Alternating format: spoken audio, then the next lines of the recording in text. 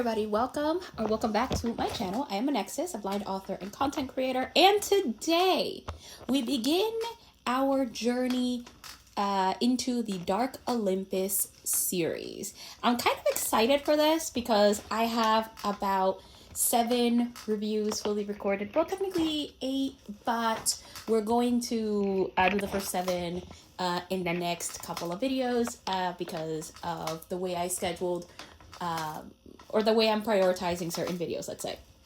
So we begin our journey into the series. Now, usually when I have a series, if it is completed, I will essentially put them together now, even if I recorded them separately, and I'll just like put everything together so that you guys can essentially just watch it all at once.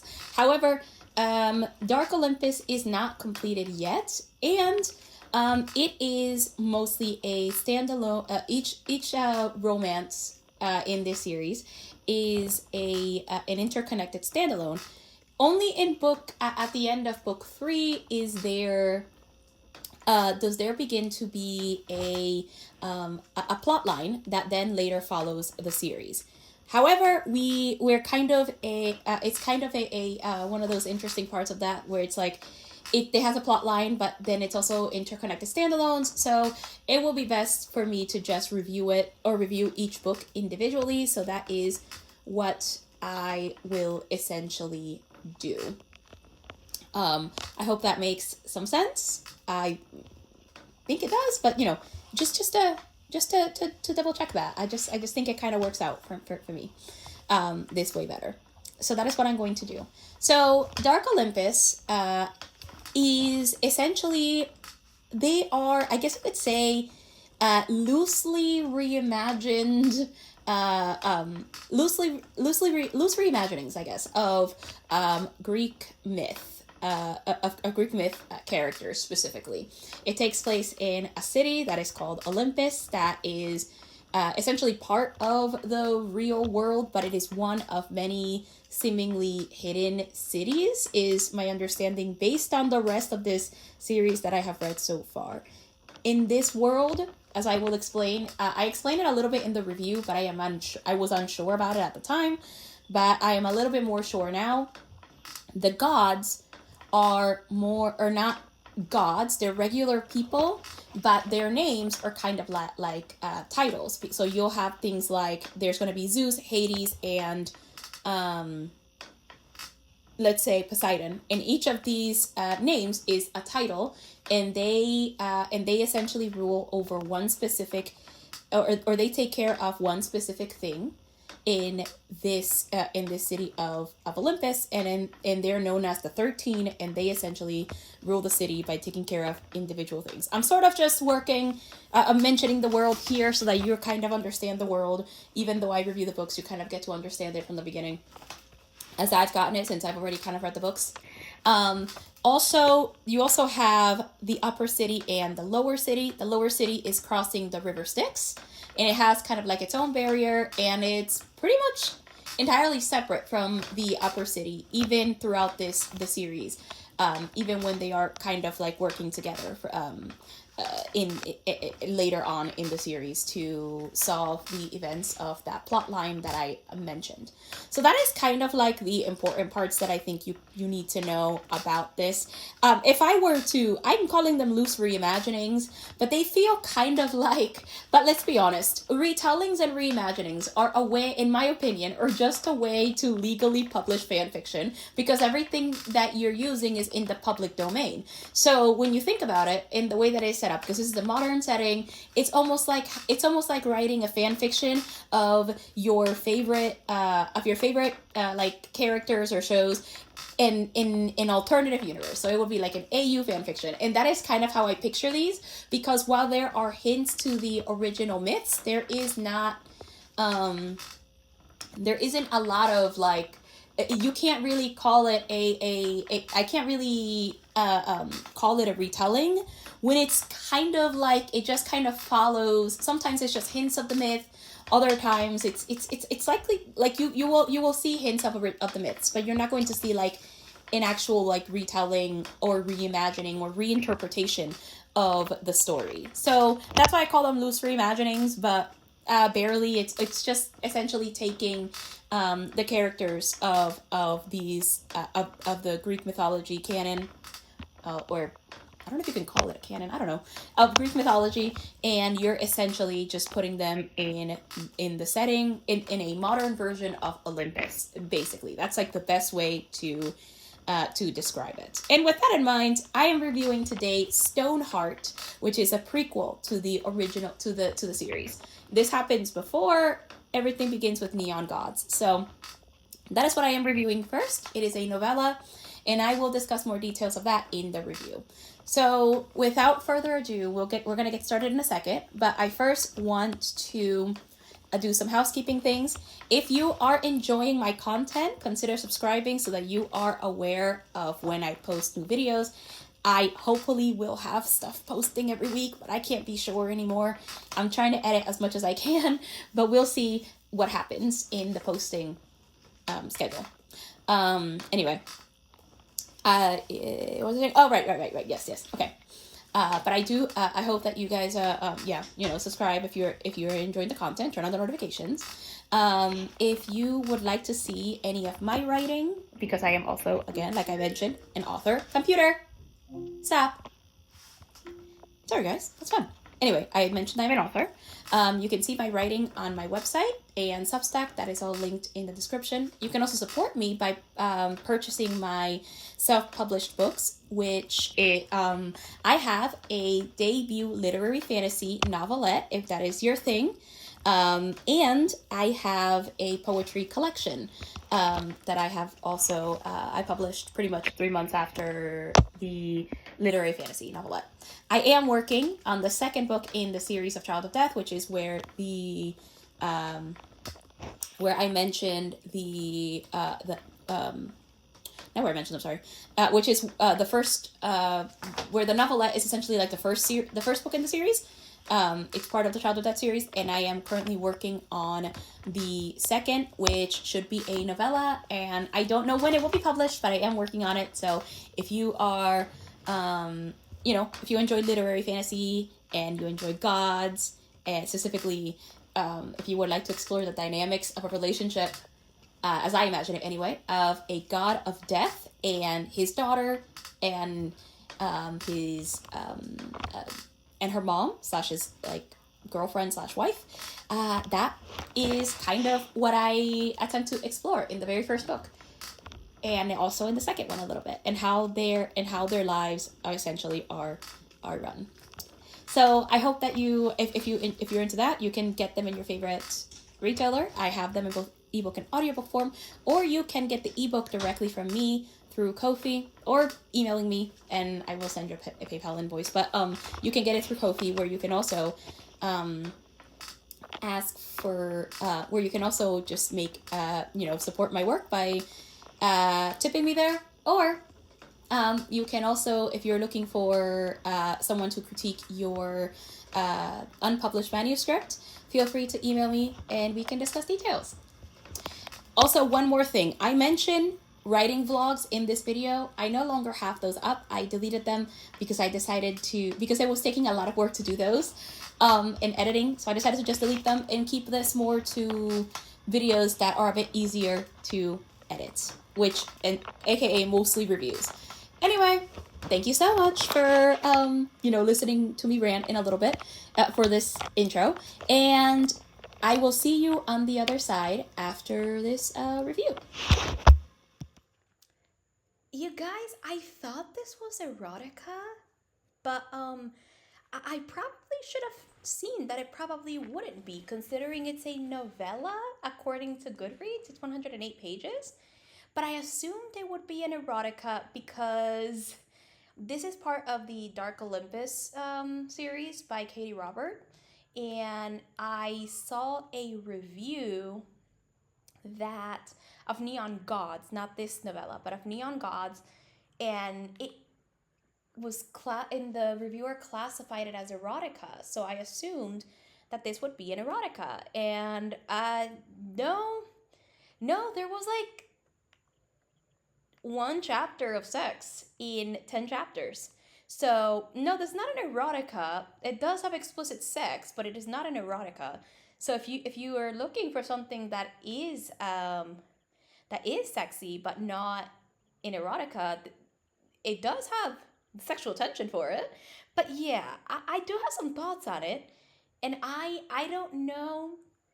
I don't know. This was just a fun read for me. I gave it 3 stars if I look at it critically, but it was still a fun read for me. So let's talk about it. In the city of Olympus, people only speak about Medusa in whispers. Uh, she's Athena's knife hand, the one sent when Athena wants someone to disappear. No one asks Medusa what she wants, but she owes Athena her life. And if staining her hands with blood is the only way to repay the debt, it's a small price to pay. Until Athena sends her after Calypso, the mistress of the rich politician Odysseus. I have thoughts about Odysseus, not just in this story. We'll talk later. As far as Medusa can tell, Calypso hasn't done anything remotely worthy of a death sentence, and her conflicted feelings only get compounded when she finally sees the woman. Calypso is beautiful and cunning, and she'll do anything to keep her life, including seducing her would be assassin. What starts as a ploy to escape quickly spirals into genuine interest. Medusa is hardly cold. Wait. Okay. Into genuine interest. Medusa is hardly the cold killer that rumors suggest, and Calypso is far more complicated than her reputation as a ruthless gold digger. But it doesn't matter that they've finally found something special together. Athena will have her blood, and this time, not even crossing the river Styx will save them. Okay, so if you're not aware, I really, really, really, really like Greek mythology. I think Greek mythology is awesome, and I absolutely love it. Like there is something really good about Greek mythology. I mean, there is and there will always be some fucked up stuff in Greek mythology, but overall, it is a fun experience for me. I enjoy it in several ways. I didn't like the Odyssey. I've talked about that in at least some of my writing vlogs. But the point is, I do like Greek mythology. So when I saw these like different retellings of it, this idea of like kind of like a retelling ish, it's really just putting mythological characters in a modern world that's just known as Olympus. That's all that this is doing, because it actually has cell phones and everything. But we'll talk more about that in a minute. So like I love that, and I'm kind of glad that this exists. I'm excited for it. I like that this exists because I think this is fun. And I think that this is a great it's just great. I like everything Greek. I like everything Greek mythology. I have like one podcast I listen to that's all about Greek and Roman mythology, and it is called "Let's Talk About Myths, Baby," and it's great. So that is my recommendation. But let's talk about this book particularly, because I do see some interesting parts that are specific up to the myth, to the myths that I kind of want to talk about. But first, we're going to talk about the prose. The prose is fine. Like it's good. It's accessible. It's just easy. It's easy to read and it's very accessible. And by the way, I do. It's not discussed. Well, it's not shown on the page, but I do want to give a content warning for well, not necessarily physical abuse, but there is I don't actually know how to word this content warning, but in the book, when they talk about backstories, there is a part that is discussing uh, a woman who refuses a man's advances, and he physically assaults her. Oh, there, that's the right word for physical assault. So I do want to give that because it is described. It's not necessarily shown, but it is described in dialogue. So I do want to give that content warning for when you read it. I believe it's in chapter 8, but I do not remember. But it is definitely somewhere in the latter half of the book. So keep that in mind if you read this novella. I just want to make sure that you're prepared before you read the book. Anyway, so yeah, the prose is good. It's good. It's pretty. It's very really easy to read. Now, the story is told in both Medusa and Calypso's point of views, and it is first person present, which again, it is something I like. And I have no complaints about the point of view in this story. I've mentioned the pitfalls of first person before, but in this story, it's fine because the only characters that this story focuses on are Medusa and Calypso. If there were other characters, there would be things I think that would be missing. But because it only focuses, there are other characters that are like mentioned, and they are on page, but they're not important to the story. And because of it, I think the first person works really well, and I don't have to worry about other characters not meeting an arc, basically, or not feeling like they have a developed arc. Um, so uh, kudos to that. Um, so that's that. Now there is romance. This is supposed to be a romance. And while it follows the like I think what like the formula of a romance, there's even a black moment which is pretty external.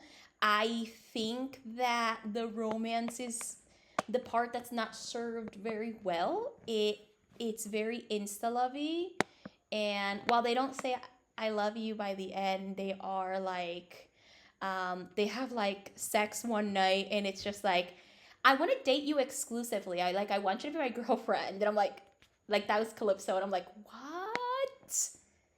Okay, that is too soon for me, but you know what? You do you. Um, but basically, I don't love this romance. I like the characters, but I don't love this romance. I think the romance could have just been better. The pacing is very fast, and it is very tight. It keeps to the story, and it works well because it's a novella, so it's not telling a very like complex story, and because of that, it really works out quite well. So I'm okay with this pacing. Things happen very quickly, and stuff like that. I would have loved for it to be slowed down, particularly because I would have liked more exploration on Medusa's character and also Calypso's. Like we get their backstories. They tell each other their backstories like around like think chapter 8, but I would have liked to see more things related to them. Like I wanted to see more character work. And I think the pacing and the novella style just wasn't gonna let that happen. So that is that for that. There are themes here of identity, which I really liked. I think that it and there are also things here there's a theme here for of I mean identity because at this point like um it's particularly the identity that people give you, not the identity that you give yourself. There's that theme of the identity and the reputation that people give you because of who you are and what you do to get what you need. And one of the themes that I really like that was explored, I think, kind of interestingly in this book is how some women will do certain things that people in society will find to be reprehensible because they don't because it doesn't meet their standards, and they will find it reprehensible. And that is like things that Calypso did. The things that Calypso did, for example, in this book, would be found to a degree kind of reprehensible. But the truth is that in certain circumstances, the things that Calypso does make a good amount of sense as to why she did them. And honestly, fuck Odysseus. I'm kind of happy that she did what she did to him. I hate him. I hate him. Like in this story, he's an asshole, and in the Odyssey, he's an asshole. Even the author couldn't make him any better. Like he's just an asshole.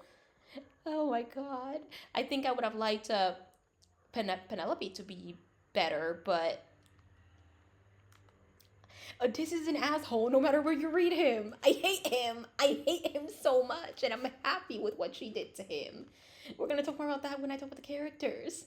But yeah, like there are things that I think as society will consider reprehensible, and some things even are still stigmatized, such as sex work, for example, will be uh, is still stigmatized, and people will be like, will judge a woman for the things that she does with the very little understanding or any kind of comprehension whatsoever. Honestly, those people that do that, I don't like you. I don't like you. So let's talk about characters, and we're going to talk about some of the myth stuff that I noted here.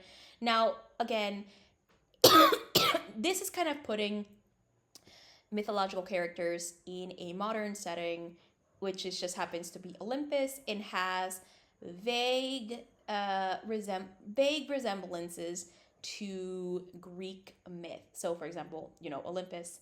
There are, of course, the gods. Then there are characters like Odysseus, the river Styx, there's Hades. And the way that the world works, though, is that there is the upper city, which is Olympus, and then there's the lower city, which is crossing the river Styx. One of the things I found very interesting is the way the world works.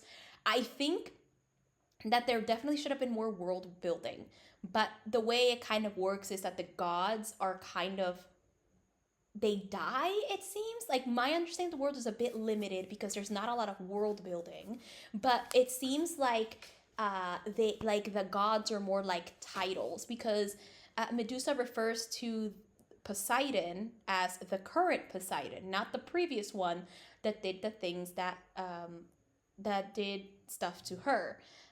So it almost feels like they're titles rather than the fact that they are gods, even though they refer to them as gods. It sounds like they're replaceable gods.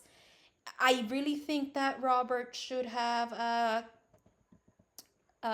cleared that up in the world building, but that is kind of how it reads. So I kind of like this. Interesting. It has some vague hints to the original myth and some stuff like that, which I like. So when it comes to Medusa and Calypso, so we're gonna talk about Medusa really first because I think she's kind of like the more interesting.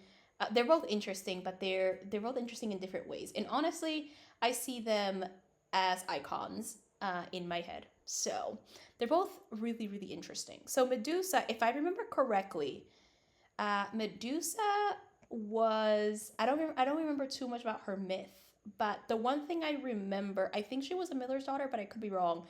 But I know that she was very beautiful. From what I remember of the myth, she was very beautiful, and at some point, Poseidon assaults her in Athena's temple, and Athena, I think either got angry. She may have gotten angry because there are myths where she does get angry and curses people for like and stuff for stuff. Like many of the goddesses and gods generally do, but I don't know how this came up. But basically, Medusa got cursed for defiling the temple, and but Poseidon kind of got away with it. But she got cursed for defying the temple, which there are snakes in her hair, and anyone that looks at her will turn to stone. If I'm remembering the myth correctly. If I'm not, I'll correct it in the outro. If I'm not remembering the myth correctly, I'll just correct it in the outro. But that's kind of what I remember, like the little parts I remember of the myth. That's kind of what I remember. And there are some, like in this case though, Poseidon does want Medusa, and she's the one I'm talking about for that trigger warning. But she refuses, and he physically assaults her. Athena eventually shows up and takes her under her wing, and this is why Medusa is doing what she's doing for her. But there are hints that Athena is not super trustworthy, like not super trustworthy, but like she's not trusting Medusa, and that she doesn't, she may not care as much about Medusa. There are hints on that in the book. There's also a very interesting, the vague resemblance to the myth that they have here, though, which I think is interesting, is that Medusa has snake tattoos. Like she has really interesting tattoos that kind of touch on the myth, which I thought was really interesting. Now Calypso, I have an interesting relationship with Calypso. Again, I hate Odysseus. He's an asshole no matter where he is. And I have yet to find something that redeems Odysseus for me. I mean, Madeline Miller's Circe, he's a nightmare. I hate him. I hate him oh so much.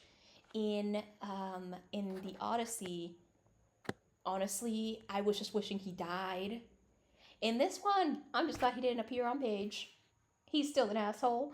But basically, Calypso in the original myth, at least in the Odyssey, I don't know much about if there are other versions, but I know that in the Odyssey, Calypso kidnaps Odysseus and keeps him for years. I think like 7 years or so.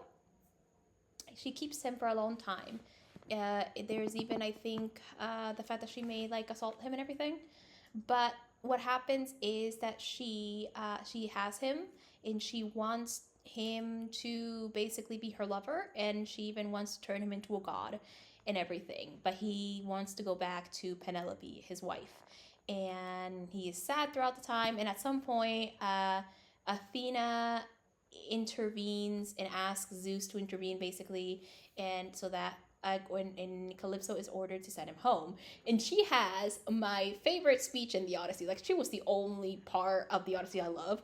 And it was just her going like, the gods get to have whatever the hell they want, but when we do that, it's a problem. And like, she's mad at the gods for taking it from her.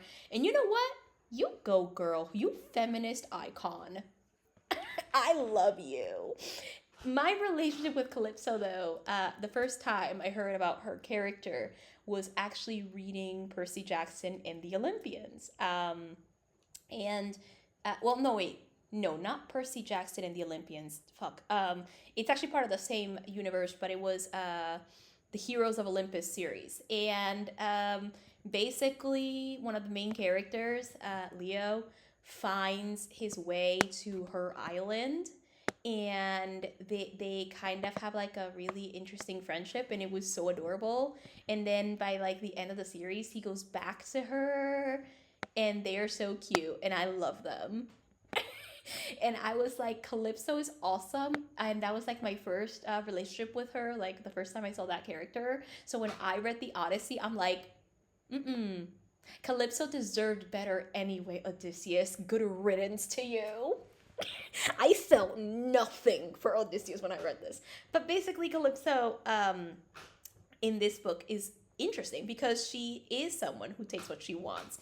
And she is someone who gets what she wants by manipulating others. And in this book, she is Odysseus's mistress, who he basically flaunts about, even in front of his wife, and puts her in an apartment and everything.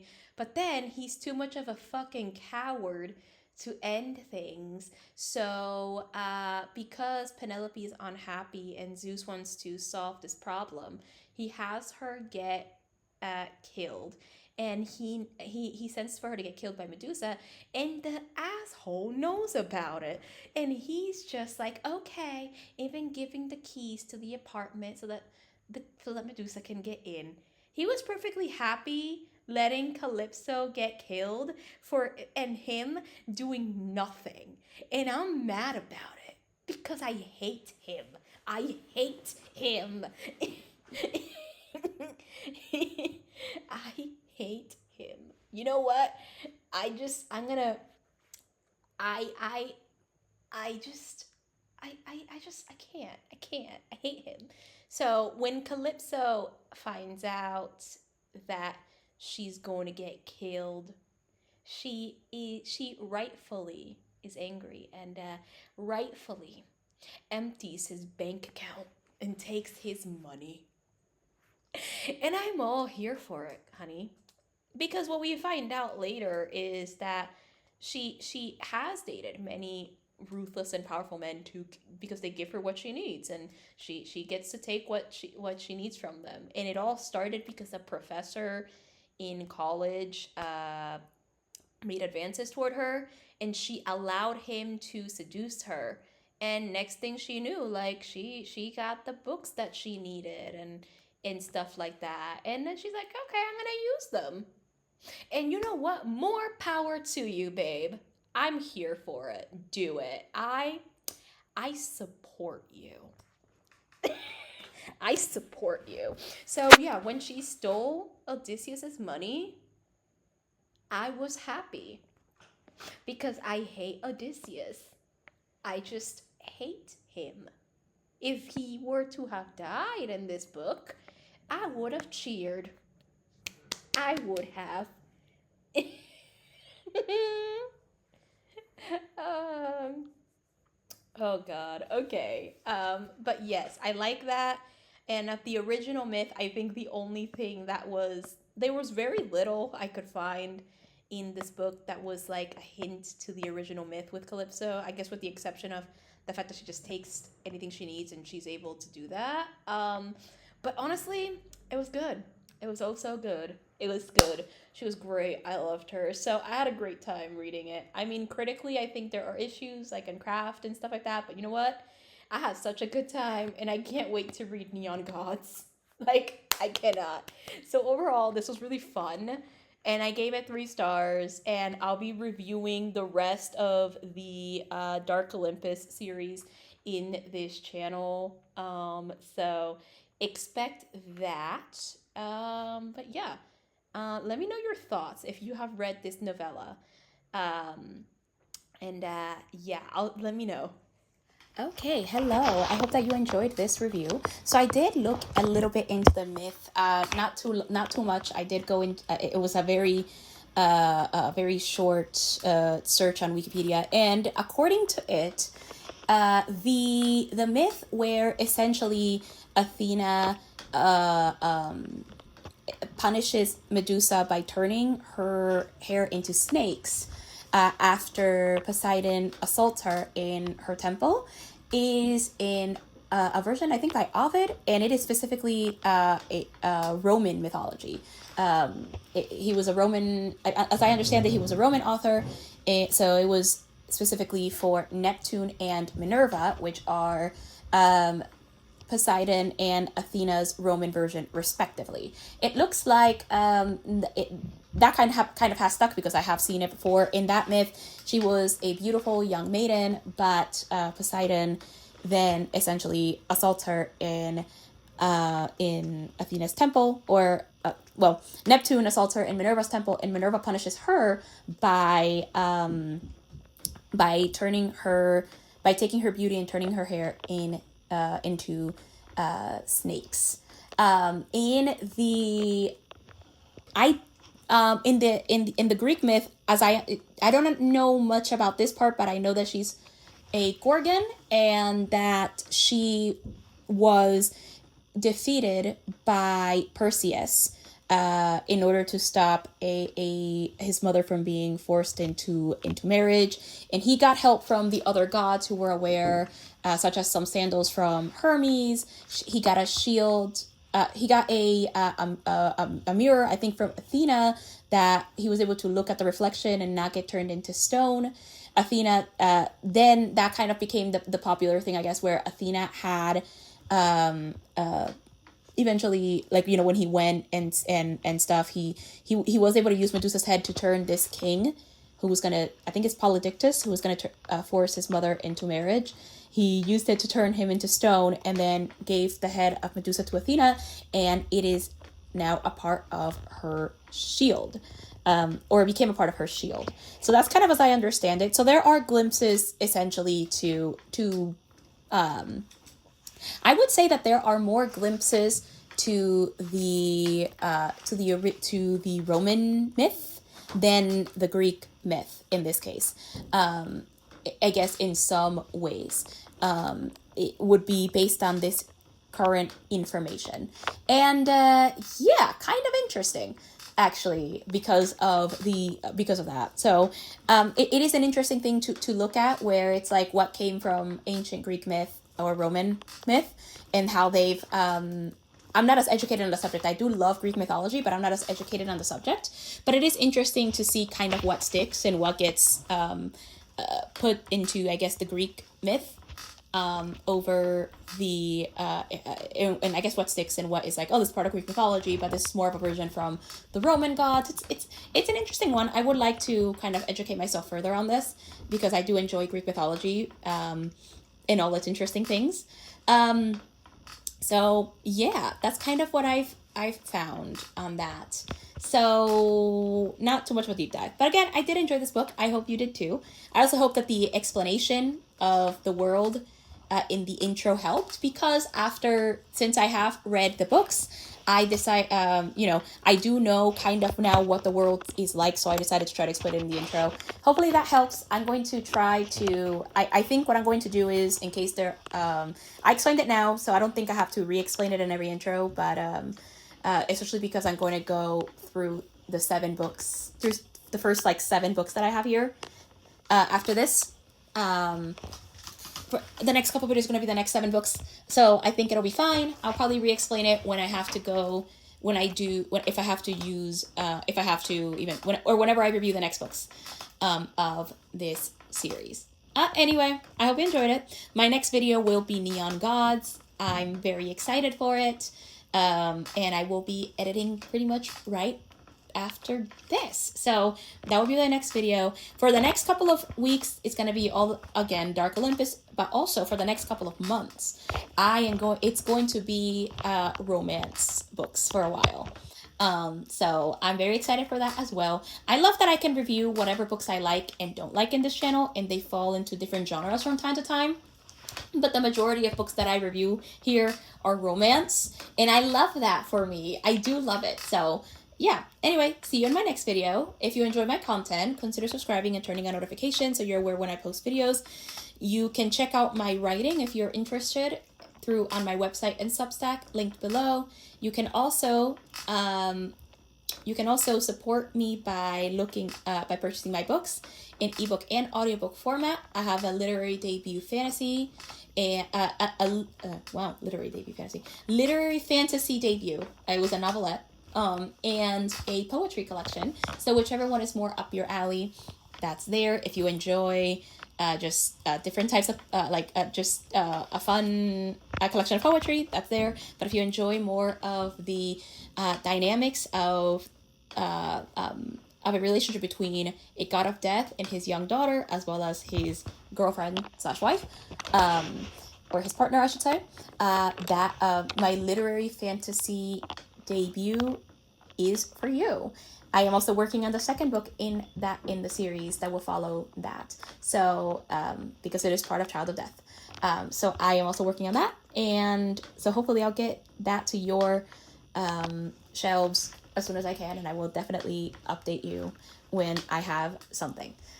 So you can do that. You can also get the ebooks from me specifically, either by emailing me and I can send you like a PayPal invoice, or by getting it through Ko-fi, where you can also just, buy me a coffee there, or tip me if you would.